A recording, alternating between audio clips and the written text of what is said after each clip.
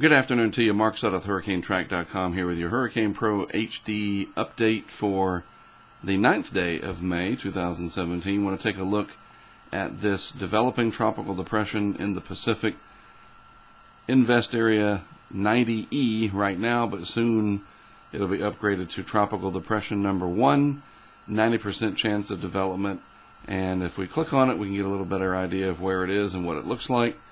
Down here in the extreme southeast Pacific to the south of Guatemala, El Salvador, moving off to the west-northwest with time. Going to be a real slow mover across this region.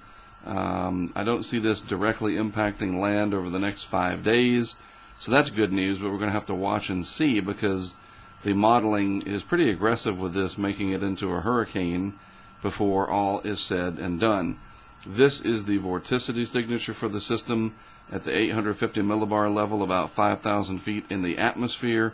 It just shows us what we see on the satellite picture in this case, and that is that it's pretty well organized. It's got a round appearance to it overall, as opposed to like this feature here or something like up here.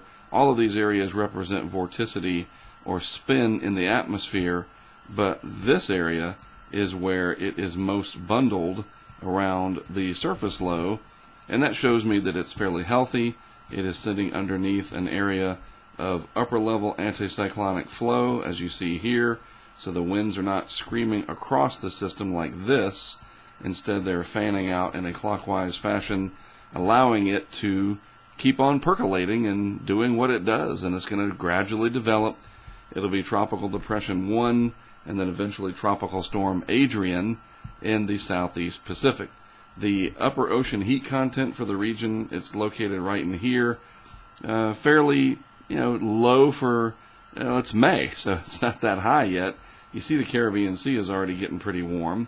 Upper ocean heat content, coincidentally, or incidentally, is, not coincidentally, it is the measure of the, the best way to look at it is that you need 80 degrees Fahrenheit at the surface, and if that 80-degree isotherm, or line of equal temperature, reaches down into the ocean's depths, 50, 100, 200 meters, the more that reaches down, the deeper that warm water is, the higher the upper ocean heat content is. I think that makes sense.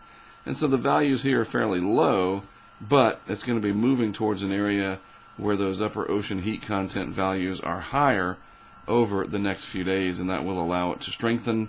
The GFS ensembles are interesting. This is from the 6Z run today, and they take it over the next 10 days and bring it into Central America here. So we're going to have to watch this closely. If it survives the trek, maybe something comes out in the Northwest Caribbean. We'll wait and see about that. That's many days away. Only a few of the ensemble members here, a decent amount, but only a few, show this.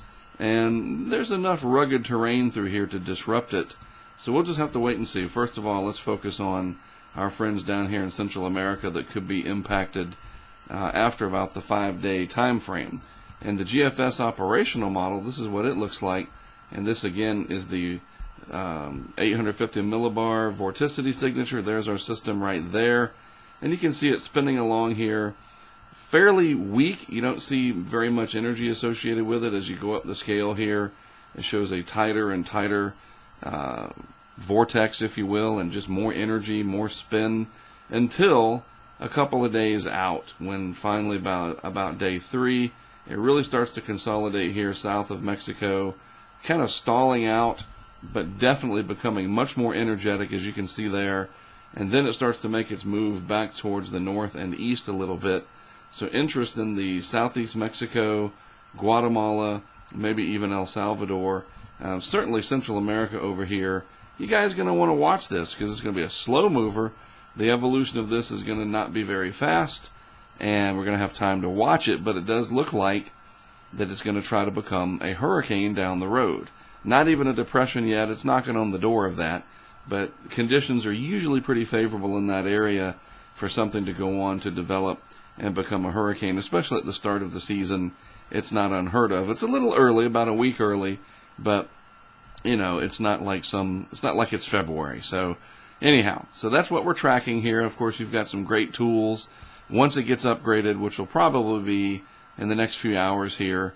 You can keep up with it in Hurricane Pro and HD with all kinds of features, from the tracking maps, right, the basic tracking maps, which are awesome, of course, to analytical tools, a lot like what I showed you here. All right, well, that's it from me for today. I'll have another update for you tomorrow as this develops, and as I said, we'll be keeping a close eye on it. For Hurricane Pro and HD, I'm Mark Sudduth, and for HurricaneTrack.com, that's my website. I'll talk to you again tomorrow.